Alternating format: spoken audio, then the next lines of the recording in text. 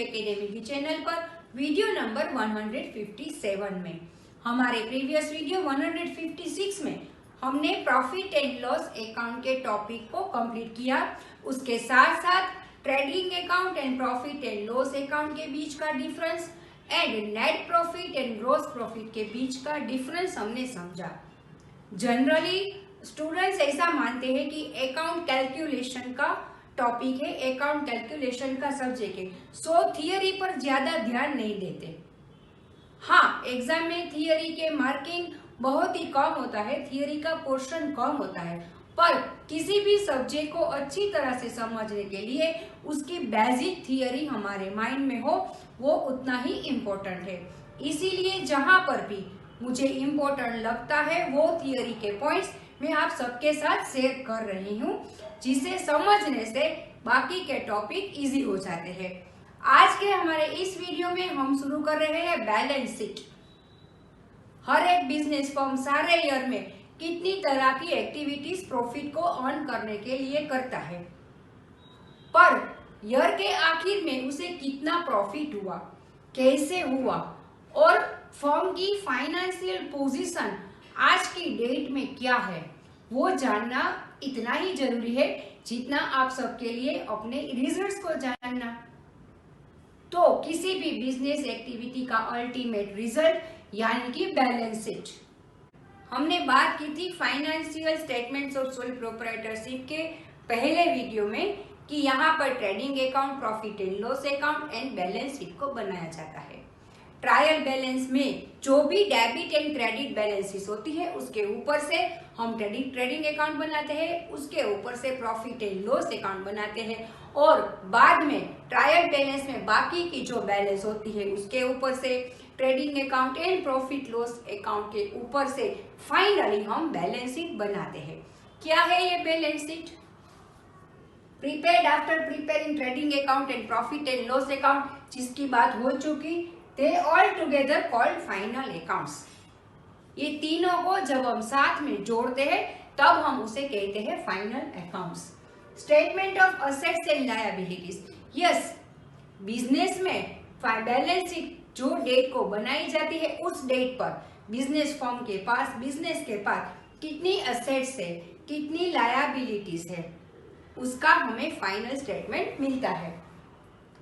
Prepaid as at a particular date and not for a particular period। Yes, सारे accounting period का final result उसकी date पर होता है। मतलब अगर हम 31 मार्च को हमारा अकाउंट क्लोजिंग डेट मानते हैं, हमारा फाइनेंशियल ईयर मानते हैं, तो उसी डेट पर हम अपनी बैलेंस शीट बनाते हैं, ना कि पर्टिकुलर पीरियड के लिए। Shows the financial position of the business at a given time। तो उसी डेट पर फर्म की फाइनेंशियल पोजीशन क्या है वो ये बैलेंस शीट हमको बताता है। Totals of both side should match, if not then there might be an error.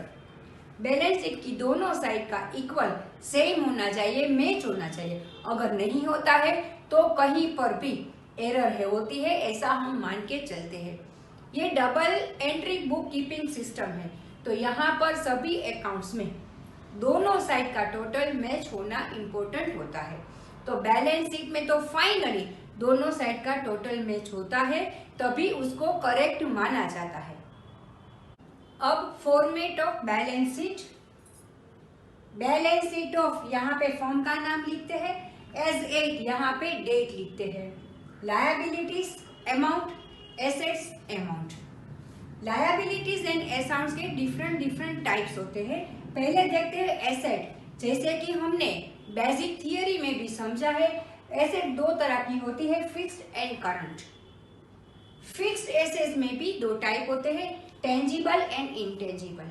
Tangible माने हो जिसे हम देख सकते हैं, मतलब जिसका फिजिकल एग्जिस्टेंस होता है, जैसे कि machinery, plant, furniture and fixtures, जो लॉन्ग टर्म के लिए हम यूज करते हैं। और इंटेंजिबल एसेट माने ऐसी एसेट जिसे हम देख नहीं सकते, जिसे हम छू नहीं सकते, पर फिर भी उसकी वैल्यू है, जैसे पैटर्न, ट्रेडमार्क, कॉपीराइट, इस तरह की। उसके बाद करंट।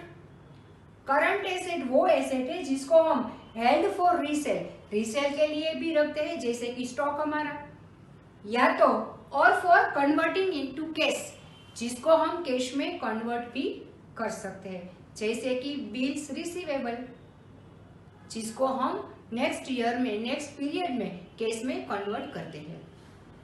अब लायबिलिटीज 3 तरह की होती है। फर्स्ट है non current, not payable in the next year, यानी कि लॉन्ग टर्म फंड्स। हमारे बिजनेस में जो भी लॉन्ग टर्म फंड्स है, शेयर हो, डिबेंचर हो, मतलब किसी भी तरह का इन्वेस्टमेंट हो, किसी भी तरह की लोन हमने ली रखी हो, अलग अलग तरह के लॉन्ग टर्म फंड्स, वो हमारी लायबिलिटी होती है जो नॉन करंट होती है, क्योंकि वो लॉन्ग टर्म के लिए है, करंट टाइम के लिए, करंट ईयर के लिए, शॉर्ट पीरियड के लिए नहीं है। उसके बाद current payable with in year, 1 year के विद इन जो हमें पे करनी है, वो ऐसी लायबिलिटी नॉन करंट होती है। उसके बाद ओनर्स फंड, सोल प्रोप्राइटरशिप है, यानी कि प्रोप्राइटर खुद कुछ फंड्स लेकर, अपनी कैपिटल लेकर बिजनेस को इंट्रोड्यूस करता है, बिजनेस को चलाता है, तो वो होता है ओनर्स फंड। पर बिजनेस के लिए ये एक तरह का फंड ही है, एक लायबिलिटी है जो है कैपिटल, और वो होती है equal to the net assets of business. Business की जो नेट एसेट्स होती है, यानी कि लायबिलिटीज में से जब आप एसेट को माइनस करोगे, एसेट में से लायबिलिटी को माइनस करोगे, तब जो आपके पास फंड आता है वो होता है कैपिटल, ओनर का अपना कैपिटल, जो फर्म के लिए लायबिलिटी है। तो इस तरह से बैलेंस शीट का फॉर्मेट बनाते हैं और उसमें डिफरेंट टाइप की एसेट और लायबिलिटी को हमें लिखना है। अब बैलेंस शीट का फॉर्मेट हमने देख लिया, लायबिलिटी साइड, एसेट साइड, सभी तरह की लायबिलिटीज को हम लायबिलिटी के हेड में डालेंगे, एसेट को एसेट के हेड में। पर यहाँ पर भी उसे कैसे डालने हैं, उसकी एक सिस्टम है जिसको हम कहते हैं ग्रुपिंग एंड मार्शलिंग। 2 तरह की सिस्टम हम फॉलो कर सकते हैं, एक है ग्रुपिंग और एक है मार्शलिंग। क्या होता है grouping? Grouping means putting items of a similar nature under A common accounting head. Common accounting head के नीचे सिमिलर नेचर वाली आइटम्स को हम डालते हैं, उसे हम ग्रुपिंग कहते हैं।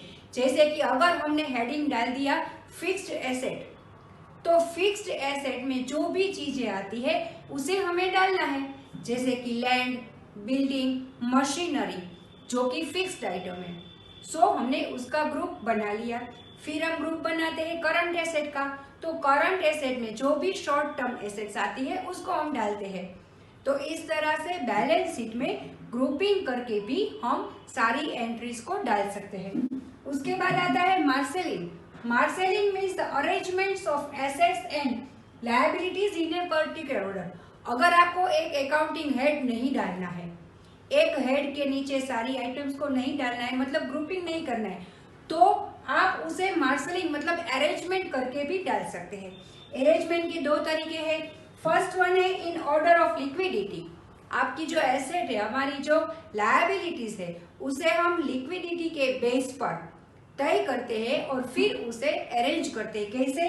अगर हमारी एसेट है तो जो इजीली कन्वर्ट इनटू कैश हो जाती है, मतलब उसकी लिक्विडिटी ज्यादा रहती है, और एक जो होती है take more time to convert into cash, जिसको कैश में कन्वर्ट करने के लिए हमें मोर टाइम लगता है, मतलब उसकी लिक्विडिटी कम रहती है। तो इस तरह से भी हम अपनी एसेट या लायबिलिटीज को अरेंज कर सकते हैं। लायबिलिटीज में भी इस तरह से short term, long term liabilities को हम लिक्विडिटी की तरीके से लिख सकते हैं। दूसरा है इन ऑर्डर ऑफ परमानेंस।